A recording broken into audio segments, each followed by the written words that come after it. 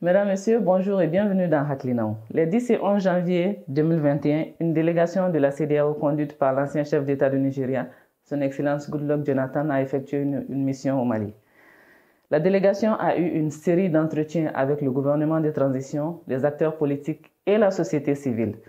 Alors nous ferons le point de cette mission de la CEDEAO au Mali. Nous débattrons également autour de l'état des lieux de la sécurité au Mali et au Sahel de façon générale. Pour en débattre, nous recevons M. Fulgence Zenet, haut représentant par intérim de la MISAHEL, la mission de l'Union africaine au Mali et au Sahel. M. Sissoko El Hadi Bouakante, ancien point focal du système d'alerte de la CEDEAO. Et M. Alexis Kalambri, directeur de publication du journal Mali Tribune. Alors, M. Sissoko El Hadi Bouakante, la mission de la CEDEAO était là pendant 2 jours à Bamako. Quels sont les grands points sur lesquels était basée cette visite-là? C'est dans un cadre, n'est-ce pas, de soutien à notre pays et dans un cadre de recherche de la paix et de la sécurité que cette délégation a fait le déplacement. D'accord. Alors, Monsieur Zenet, est-ce que cette mission a travaillé concomitamment avec la mission de l'Union africaine? Merci pour la question. Vous savez que après l'interruption de l'ordre constitutionnel normal au Mali, la CEDEAO avait désigné un médiateur dans la crise malienne. C'est l'ancien président du Nigeria, son Excellence Goodluck Jonathan. Et à Accra, un comité avait été mis en place pour suivre la transition politique au Mali. Ce comité est composé du représentant spécial du secrétaire général des Nations Unies, du haut représentant de l'Union africaine pour le Mali et le Sahel, du représentant permanent de la CEDEAO, de l'ambassadeur du Ghana au Mali, en tant que pays assurant la présidence tournante de la CEDEAO, et de l'ambassadeur du Nigeria au Mali. Donc, avant cette visite, nous avons eu une session du comité local où on a passé en revue la situation sur le plan politique, sur le plan sécuritaire, avant que la délégation conduite par le président Goodluck Jonathan arrive. Ensuite, il y a eu un briefing sur la situation et des échanges. Donc, en tant que représentant de l'Union africaine et membre du comité, j'étais étroitement associé à tous les travaux, à tous les entretiens. Alors, cet échange, justement, cette mission-là intervient à un moment où le Mali connaît une perturbation aussi bien sécuritaire que politique et sociale. Alors, est-ce que les points dont vous avez échangé justement ont porté sur la déstabilisation au centre du pays actuellement? Je disais tantôt qu'on a analysé la situation au plan politique, au plan sécuritaire, au plan social. On a besoin de rappeler que sur le front social est en ébullition depuis un certain temps. Je ne peux pas vous dire avec exactitude le nombre de revendications à caractère syndical qui a eu lieu depuis le 18 août. Vous savez aussi que sur le plan sécuritaire, que ce soit les partenaires du Mali ou bien le peuple malien ou les FAMA, sont constamment soumis à des attaques des terroristes. Pas plus tard que cette semaine, il y a eu attaque sur l'axe Douenza-Tombouctou contre le contingent ivoirien de la mission des Nations Unies au Mali, la MINUSMA. Donc, toutes ces situations a été analysée, des propositions ont été faites aux autorités de transition. Il faut le rappeler que les autorités de transition ont une période définie par la conférence des chefs d'État de la CEDEAO, et cette période, la communauté internationale souhaiterait voir les autorités de transition respecter pour permettre au Mali de retrouver la normalité constitutionnelle. Donc, toutes ces questions ont été discutées et il y a eu des échanges tant avec les acteurs politiques et sociaux qu'avec les autorités de la transition sur des points précis. D'accord. Alors, Alexis Calambri, lors de cette mission de la délégation de la CEDEAO, il y a eu des échanges avec la société civile, dont les médias. Alors, qu'est-ce qui en est ressorti justement de ces échanges-là, compte tenu justement des différends qu'il y a eu, des restrictions des libertés individuelles et de la presse de façon spécifique? Oui, il y avait plusieurs choses, hein, et vous saviez que c'est évident pour tout le monde qu'il y a beaucoup de frustration au niveau de beaucoup de couches de la société. Pour la presse, c'était que nous avons l'impression que, en plus du fait qu'il ait fait peu de cas de nous en fonction de nos difficultés, on a l'impression qu'il y a une volonté délibérée de faire peur, de pousser, disons, à la censure et même de menacer. Donc, avant la CEDEAO, on avait tenté par les moyens qui nous sont propres de parler avec la junte, mais on n'en avait pas eu gain de cause parce que pour les journalistes, le fait d'être inquiété dans l'exercice de la profession est grave, mais également le fait de ne pas avoir accès à l'information. Et malheureusement, avec la junte, il y a très peu d'accès à l'information, il y a très peu de diffusion.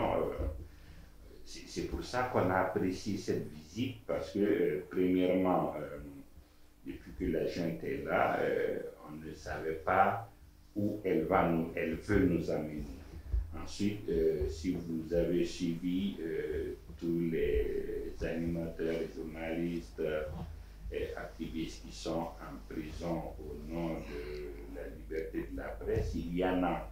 Donc, quand on a rencontré la CEDEAO, on leur a fait part de notre inquiétude par rapport à la situation sécuritaire, par rapport à notre profession et aux menaces qui planent sur la profession et à notre manque de visibilité par rapport à la transition. Je pense que oui, en tout cas à ce niveau, on a vraiment apprécié la visite de la CEDEAO, ne serait-ce que, au moins pour une fois, on a eu une oreille attentive, mais également qu'elle a pu arracher des choses à la transition en disant, premièrement, la transition c'est 18 mois et pas 19. Deuxièmement, pour qu'on sache ce qu'il y a, publier votre feuille de route, publier le programme d'action gouvernementale pour qu'on sache ce que vous voulez faire. Au moins, quand on aura ça, ce sera de la matière pour les journalistes. Alors, en gros, donc, on peut dire que vous êtes satisfait des conclusions de cette visite-là? On n'est pas satisfait, mais à la limite, on a apprécié.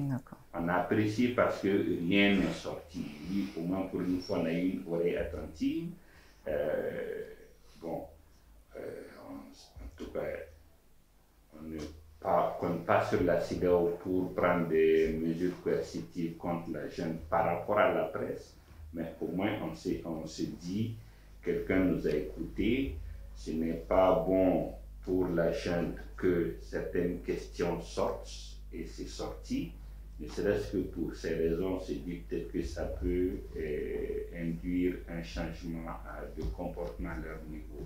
Mais oui, au moins, pour une fois, on a eu une possibilité de discussion. Ça, c'est le côté positif, mais bon, on n'est pas dupe non plus, quoi.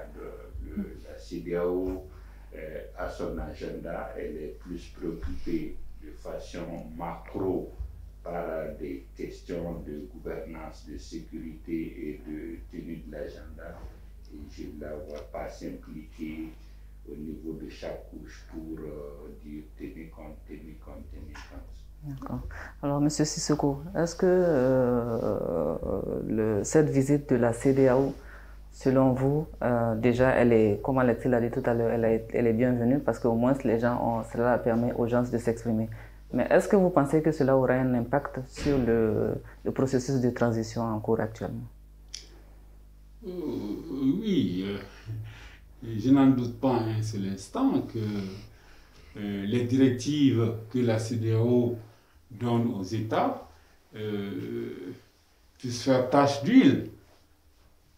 Parce que, tout simplement, nous sommes en réalité une communauté de destin. Les gens oublient très souvent, parce qu'ils ont un nationalisme très haut, mais ils oublient très souvent que nous ne sommes plus des Maliens, des Sénégalais, des Ivoiriens, ce que tu veux, mais que nous sommes des citoyens de la communauté CEDEAO. La bonne preuve est que nous disposons, chacun à son niveau, des passeports CEDEAO. Donc, je veux dire que la CEDEAO incarne la supranationalité. Alors, c'est un risque que de ne pas prêter une oreille attentive à ce que la CEDEAO dit ou fait. Nous avons plusieurs instruments juridiques qui nous lient, qui lient tous les États, les 15 États de la CEDEAO. Et nous ne pouvons pas, de revers de la main, balayer ces instruments juridiques qui ont été signés entre nos États. C'est pourquoi, chaque fois que la CEDEAO prend un problème à bras le corps, je crois qu'il est utile de les écouter et il est surtout impératif de respecter. Parce que la CEDEAO agit suivant des textes. Des textes qui ont été signés, ratifiés par nos États. D'accord. Alors, Voilà. Monsieur Zenet, est-ce que malgré la présence justement de ces accords qui existent entre les différents États, l'Union africaine peut avoir un impact ou plutôt une influence sur le processus de transition ou d'évolution au Mali ici? Je vous remercie.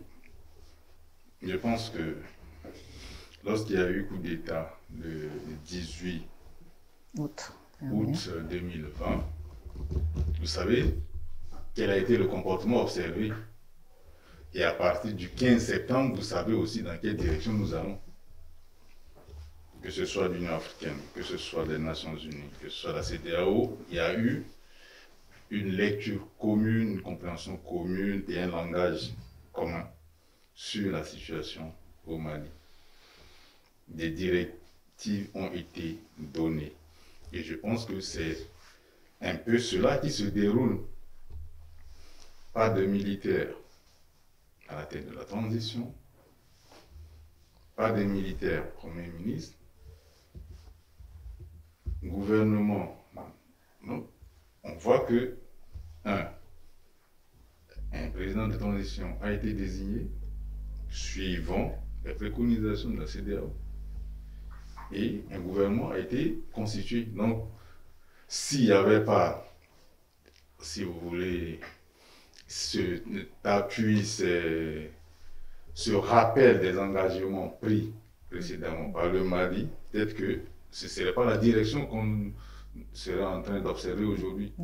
Donc, pour moi, les autorités actuelles suivent, ont une oreille attentive à ce qui se fait, à ce qui se dit, et ensuite, je pense que la situation du Mali, tout le monde le sait, n'a pas besoin que de la crise à la crise sécuritaire viennent se greffer d'autres situations qui pourraient parasiter, embraser toute la région, pour emprunter l'expression d'un célèbre fils de ce pays qui disait que le Mali, c'est une digue. Si ça saute, ça ne va pas rester en Afrique. Tout à fait. Ça pourrait traverser la Méditerranée, etc. Et donc, tout le monde a une oreille attentive sur ce qui se passe et tout le monde souhaiterait qu'on aille dans la direction où on ferait l'économie des tensions, des situations imprévisibles. Donc, il faudrait que cela soit maîtrisé, cela soit encadré et que cela se déroule dans le calendrier qui a été prévu, celui de 18 mois, et qu'on arrive au bout du tunnel à avoir des autorités élues qui pourraient présider aux destinées du Mali. Donc pour moi, cette rencontre, non seulement intervient à 2 semaines de la conférence des chefs d'État de la CEDEAO, mais ensuite, après les dernières visites, il était quand même opportun que les autorités de la CEDEAO viennent constater la situation sur le terrain. D'accord, que ce soit les Nations Unies, que ce soit la CEDEAO, que ce soit l'Union africaine, on est sur le terrain, on produit des rapports, mais il faudrait que de temps en temps, nos chefs aussi descendent, confronter un peu la réalité aux rapports qui sont produits et essayer de rappeler aux autorités les engagements qui ont été pris pour le bien du peuple malien. Alexis Kalambri, il est, comme vient de l'expliquer M. Zenet de la Misaël, les militaires, le gouvernement de transition a respecté un peu les demandes, on va dire, de l'Union africaine, de la CEDEAO, de la communauté internationale. Mais est-ce que vous ne pensez pas que le pouvoir en place est beaucoup plus militarisé, dirigé par les militaires plutôt que par les civils, on va dire? Vous savez, ce qui fait même qu'il y a beaucoup de malaise à l'intérieur du Mali aujourd'hui, c'est parce qu'on a l'impression que ceux qui sont venus au pouvoir sont plus dans la course pour les places et plutôt que pour l'efficacité. Je crois que c'est ce qui crée beaucoup de malaise. Si vous avez vu, il y a les grandes nominations qui ont eu lieu maintenant, sont des militaires qu'on est en train de placer dans la haute administration. Les militaires sont en train de prendre les postes clés et pour le peuple, pour la population, les citoyens lambda, ce n'est pas leur mission, premièrement, et deuxièmement, ce n'est pas la compréhension de la transition. Tout le monde, si vous discutez avec l'homme de la rue, on vous dit que ce serait bien qu'ils réfléchissent à des textes consensuels, qu'ils mettent en place des instruments qui ne seront pas contestés et qui vont résister au temps. Mais on ne sent pas cette volonté et c'est cette course effrénée qui est aux places qui crée le malaise. D'ailleurs, est-ce qu'ils ont respecté ce que la CEDEAO, la communauté internationale avait été dictée? Ça, c'est la question, parce qu'on a dit pas de militaires à la tête, mais finalement, un militaire à la retraite. Voilà, on a trouvé un général à la retraite comme président, avec un général en fonction comme vice-président, un officier supérieur comme président de la transition, un gouvernement infesté de militaires, le Conseil national de la transition présidé par un militaire avec beaucoup de militaires à l'intérieur. Donc finalement, et vous avez vu comment ça nous a fait perdre du temps, comment ça a dispersé les gens, tout le débat sur il faut que ce soit des civils, il faut que ce soit des militaires, et le fait que les militaires n'ont pas rassuré les gens par rapport à leur intention, et le fait que, disons, l'impression qu'on a eue est qu'ils sont dans l'accaparement des places plutôt que dans l'efficacité de la fonction, parce que, comme on s'est dit, sur les 18 mois, il y a 4 mois de consommer, et on ne peut pas dire voici des actions concrètes qui ont été posées. D'accord. Alors, M. Sissoko, est-ce qu'il y a des garde-fous édictés par la communauté internationale et les organisations régionales et sous-régionales pour justement que la transition soit respectée, notamment de 18 mois. Nous sommes déjà à 4 mois et il ne reste que quelques mois. Vous savez, madame, moi, je suis quelque peu pessimiste. Pessimiste pourquoi? Parce que quand on regarde au cours de ces 4 mois, comment nous avons avancé, la probabilité maximum que la transition ne puisse aboutir au bout de 12 mois est plus forte que celle de sa réussite. Et encore une fois, moi je souhaiterais éveiller la conscience de nos concitoyens sur un fait. On a tendance souvent à considérer la CEDEAO comme une entité à part et nos États comme une entité à part. Je dis, redis et souligne que toute action de la CEDEAO nous concerne individuellement. Nous concerne individuellement. Parce que le Mali fait partie Parce que le intégrante de la Mali CEDEAO. fait partie de la CEDEAO et nous sommes des citoyens communautaires. Il ne faut pas que notre esprit nationaliste puisse prévaloir sur l'esprit de la communauté. L'esprit de la communauté, c'est quoi? C'est apporter la paix, la sécurité dans nos États.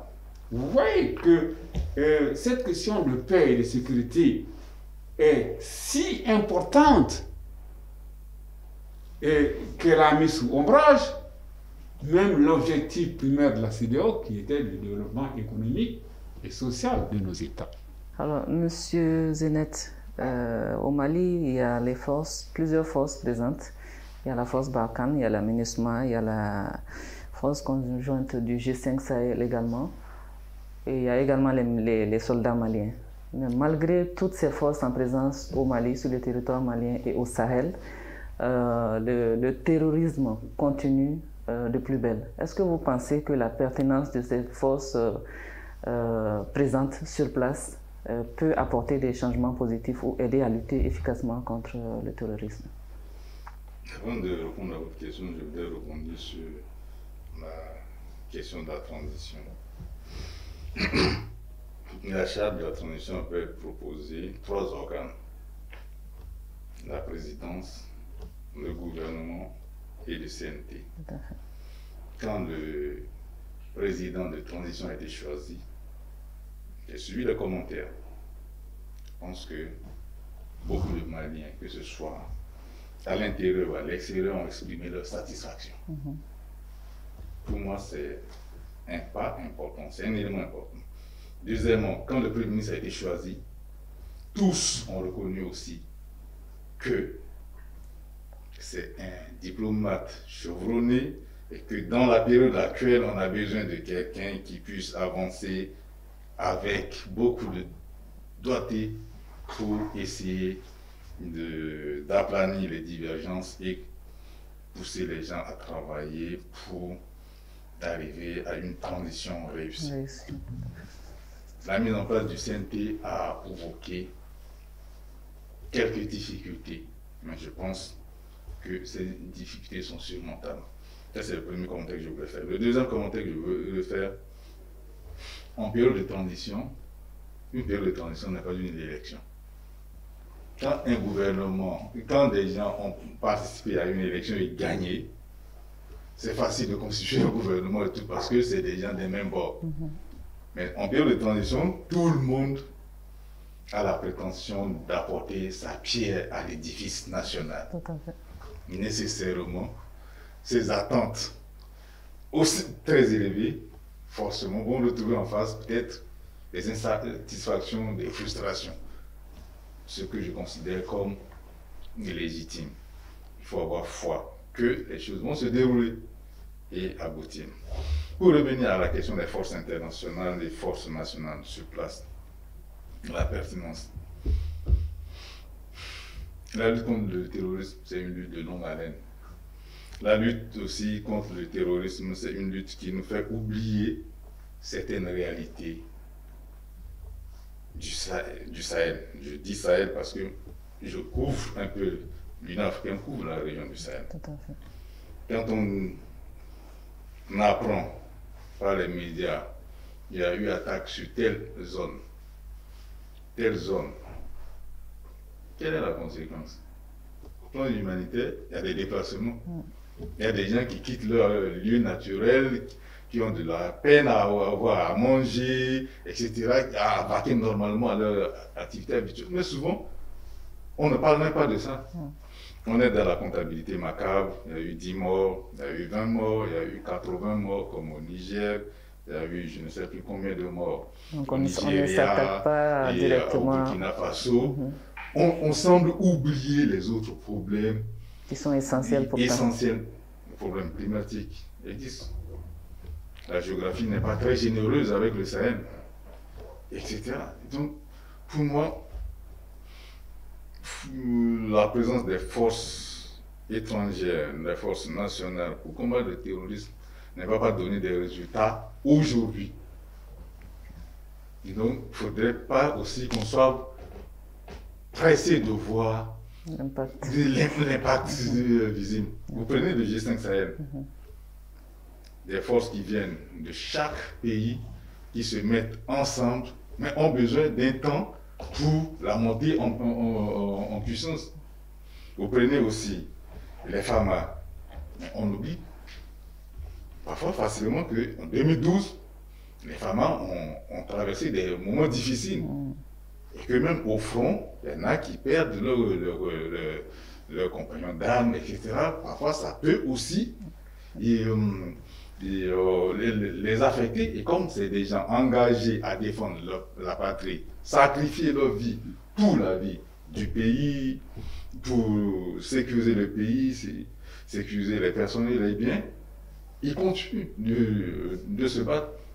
Le résultat sera obtenu. Pas des petits pas, mais des petits pas significatifs. Et c'est là que la collaboration de la population est importante. Tant que la population ne collabore pas avec les forces de défense et de sécurité, tous les efforts seront vains. Mais est-ce qu'il n'y a pas justement un problème à ce niveau de collaboration? Parce qu'il nous est revenu que certains se plaignaient qui sont objets de cibles et d'attaques directes parce qu'ils sont identifiés comme étant des collaborateurs avec les forces de sécurité. C'est là toute la difficulté avec cette situation. L'ennemi n'est pas visible.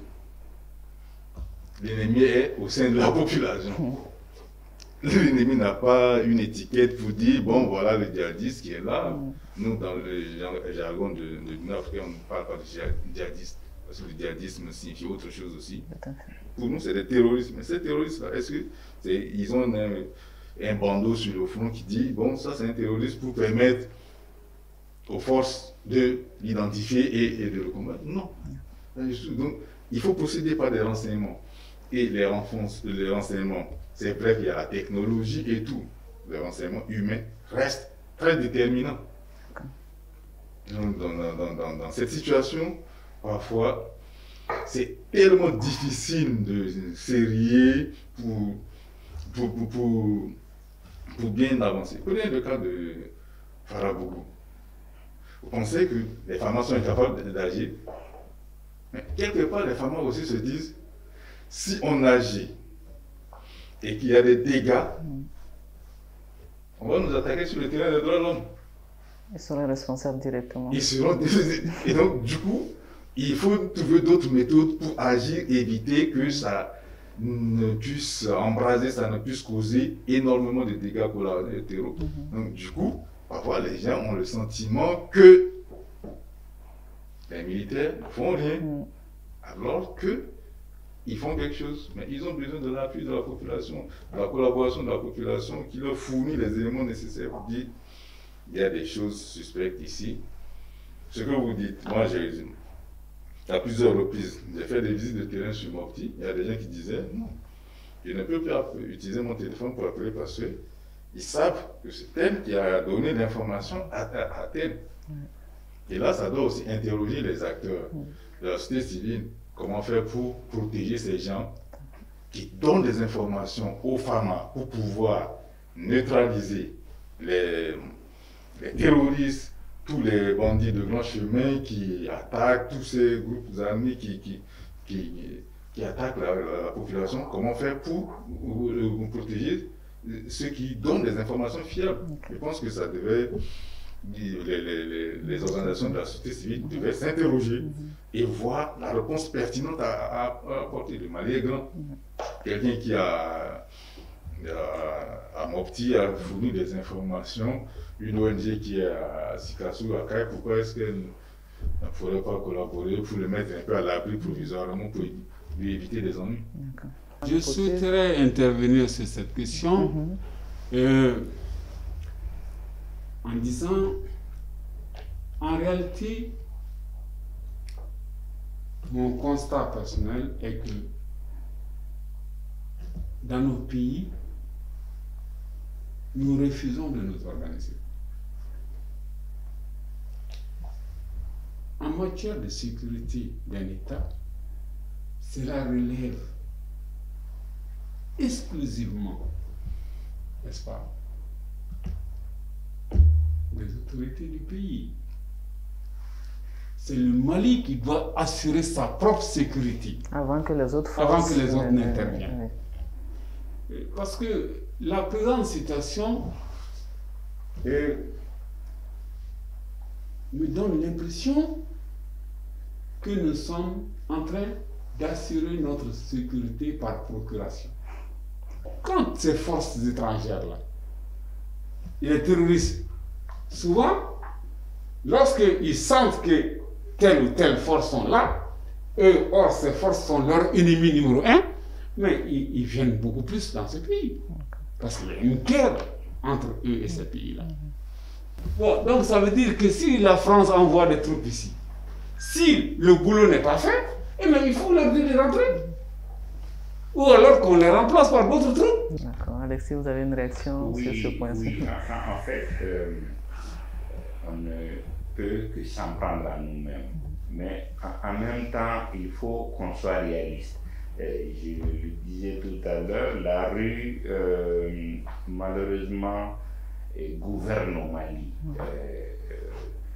Si vous prenez l'histoire de l'humanité, il n'y a que l'Algérie dans l'histoire qui peut avoir dit et avoir vaincu un mouvement terroriste. Et même là, après négociation, c'est-à-dire qu'il n'y a pas le cas d'un pays aussi puissant militairement qui ait vécu un mouvement. Je voudrais ajouter un point à ce niveau-là. Lorsque nous avons discuté avec un militaire algérien, il nous a fait savoir que la guerre en Algérie a cessé grâce à la collaboration avec la population. Voilà. Oui, donc c'est ça, c'est-à-dire qu'on ne peut pas vaincre militairement un mouvement terroriste. À un certain moment, il faut négocier, savoir quoi négocier. Mais également, il faut la collaboration de la population, mais la communication compte énormément. Et nos gens semblent ne pas avoir appris à communiquer, parce que chaque fois qu'il y a une victoire, on dit, les policiers le font à Bamako, comment oui, c'est grâce à des informations, on remercie, vous n'avez pas besoin de le dire, on sait qu'il y a des informations. Mais chaque fois que vous dites oui, grâce à la collaboration des populations, on a pu mettre la main ou on a pu localiser, vous livrez des gens en pâture et vous faites en sorte que d'autres se ferment. Comme disait tout de suite son excellence, les djihadistes ne sont pas différents de nous, ils sont parmi nous. Et c'est des gens qui sont retournés par l'idéologie, par frustration souvent, parce que victimes de l'injustice de l'administration, victimes des abus des administrateurs. D'ailleurs, c'est ce qui est surprenant quand vous discutez avec des populations de ces zones, ils ne sont toujours pas d'accord avec la trilogie djihadiste parce que pour eux, souvent c'est des sauveurs. Souvent c'est même pour eux c'est des sauveurs parce qu'ils disent ils ne nous font pas de mal. Ils sont là, mais ce n'est pas des gens qui raquettent comme les gens de l'administration, ce n'est pas des gens qui font des exactions. Donc, c'est pour mettre le bémol à ce niveau. Mais oui, je pense que il faut que le Mali et les Maliens reconnaissent que seuls nous ne pouvons pas vaincre ces gens. Il faut que le Mali et les Maliens acceptent que il n'y a pas d'innocence. Vous ne pouvez pas dire à quelqu'un de venir vous aider et combattre la personne ou dire voilà, le gars est venu à cause de Dieu. C'est-à-dire, quelque part, l'excellent le disait, ne serait-ce que parce qu'on vient combattre au Mali pour que ça n'arrive pas chez nous, c'est une raison. On vient combattre, mais il faut qu'on arrête de dire que voilà, c'est pas innocent. Et ce n'est pas innocent. C'est-à-dire chacun a des intérêts, c'est des États, les États ont des intérêts. Voilà. Je voudrais ajouter à cela, si vous me permettez. Vous savez, le Mali, depuis quelques années déjà, a adopté une politique nationale de sécurité. Et la collaboration, la partition des populations est un pan important dans cette politique. Parce que la dénonciation d'un citoyen est dans l'ordre normal des choses, c'est du patriotisme. C'est du patriotisme. Donc, moi, je trouve tout à fait normal que seulement, comme vous pouvez... Pourquoi cette sous-population? La question, c'est de se poser la question, pourquoi aujourd'hui, cette population, entre une bonne frange de cette population, collabore beaucoup plus avec les groupes.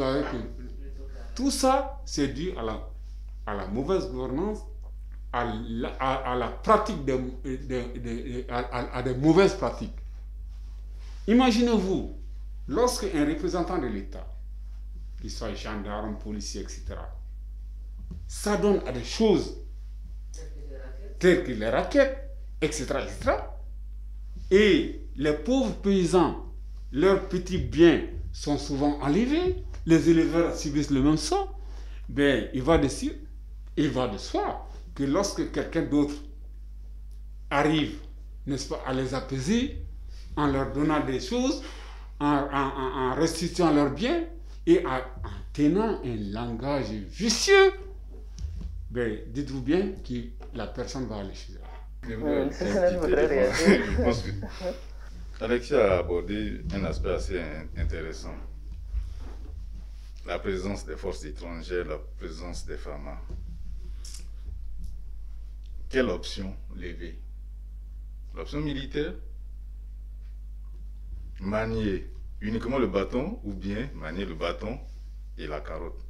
Je crois que c'est cette voie que le dialogue national inclusif avait souhaité qu'on puisse explorer de décembre 2020.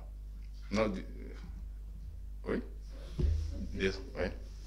Le dialogue avait préconisé de discuter avec les terroristes.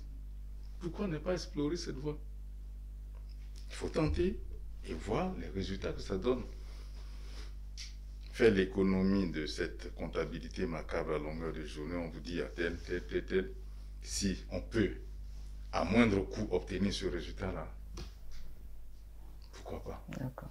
Ça, c'est la première chose qui me paraît quand même assez importante qu'il faudrait relever. Et puis, je pense aussi qu'il faudrait aussi essayer de comprendre pourquoi les autres sont en avance sur les acteurs qui les combattent. Ils passent des discours qui semblent séduire. Ce discours-là, pourquoi ne pas travailler à déconstruire aussi ce discours, qui est parfois aussi un faux discours, mais qui séduit les gens? Pourquoi quelqu'un parlait d'une présence utile des représentants de l'État? Quand on regarde les attaques, c'est un chef de fraction qu'on enlève, qu'on tue, c'est un maire qu'on enlève, qu'on tue, c'est des messages. Si on commence à avoir un autre comportement, il faudrait peut-être travailler à ce que le comportement des agents sur le terrain ne soit pas de nature à offrir l'occasion, à fournir le prétexte nécessaire aux gens de dire non, c'est cela. Il y en a qui osent même jusqu'à penser que c'est la bonne période, grâce à eux, ils sont bien. Alors qu'en réalité, ils ne le sont pas. Non, moi, je pense qu'il y a des efforts à faire au moins pour que ce ne soit pas une seule option qui soit privilégiée, mais explorer tous les canaux qui pourraient aider à trouver des solutions à moindre coût. Et puis, deux, de vous travailler à ce que tout ce qui est représentant de l'État sur le terrain reflète la confiance, inspire confiance, inspire esprit de collaboration, etc., qui incarnent véritablement l'autorité et non la terreur. Ça me paraît important. Okay. Merci beaucoup, M. Senel. Alors, nous acheminons vers la fin de ce débat. Alexis Calambri, comment est-ce que vous voyez justement la solution de sortie de crise auquel le Mali fait face aujourd'hui? Il y a quelques pistes à explorer. Il faut qu'on dise aux Maliens qu'on a besoin de tout le monde, parce que le discours qui tend à dire qu'il faut chasser les étrangers pour qu'on se batte. Et si on pouvait se battre, les étrangers n'allaient pas être là. Donc, dire et reconnaître qu'on a besoin de tout le monde, travailler dans la sérénité en mettant l'accent sur le développement, la lutte et les discussions avec tout le monde, et travailler vraiment à ce qu'il y ait l'éducation partout. Parce que, comme disait ce mec-là tout de suite, les mouvements terroristes ne sont porteurs d'aucun projet. C'est-à-dire, ils sont contre l'école classique que nous avons, mais ils ne proposent pas d'alternative. Ils sont contre le fait qu'il y ait des impôts et taxes, mais eux-mêmes, parce que quelqu'un les donne de l'argent quelque part, mais voilà, ils n'ont aucun projet de société opposable à ce qui existe. Donc, je pense qu'il faut vraiment travailler sur tous ces aspects, déconstruire effectivement leur discours et leur attitude, et en même temps travailler au développement de ces zones, mais penser à un système de réhabilitation et de pardon, de sorte qu'on puisse sortir de tout ça. D'accord. M. Sissoko, une solution de sortie de crise? La solution, lorsqu'un pays est confronté à de tels problèmes, alors il faut que le pays sache mieux s'organiser. Et surtout que le pays puisse s'assumer. S'assumer, c'est quoi? C'est disposer d'informations fiables, parce que c'est à partir d'informations fiables qu'on peut prendre des décisions idoines. Monsieur Zenet, vous aviez évoqué certaines pistes de solutions. Est-ce que vous en avez d'autres? Je pense qu'il n'y a pas personne mieux indiqué que la manière pour trouver des solutions à la situation actuelle. Il y a eu plusieurs fois depuis que je suis là, je vois des rencontres se tiennent. Que faisons-nous? Des recommandations issues de ces rencontres. C'est le moment de les appliquer. C'est en les appliquant qu'on pourra voir s'il y a des limites et éventuellement corriger pour prendre telle ou telle autre direction.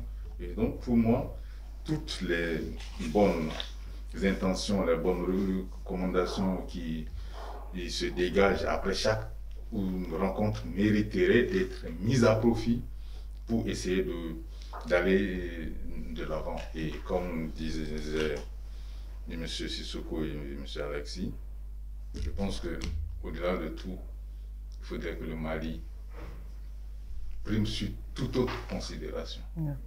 Parce que la lutte contre le terrorisme, c'est la lutte de notre survie collective. Sinon, on va mourir tous. Si on réussit la lutte, c'est aussi au bénéfice de tous. Il faudrait qu'on prenne conscience que c'est un vrai danger et que les gens, eux, ils sont sans pitié. Il n'y a qu'à voir comment ils se comportent, les actes qu'ils posent. Ce ne sont pas des actes qui prouvent que ces gens, non. Nous devons tenir compte de ça et agir en nous disant attention, notre intérêt se trouve de ce côté. D'accord. Merci beaucoup. Alors, c'est la fin de ce débat. Merci de l'avoir suivi. Nous étions avec M. Fulgence Zenet, représentant par intérim de la mission de l'Union africaine au Sahel et au Mali. M. El Hadji Bouakante, ancien point focal du système d'alerte de la CEDEAO, et M. Alexis Kalambri, directeur du journal Mali Tribune. Merci de l'avoir suivi et restez connectés sur kunafoni.com.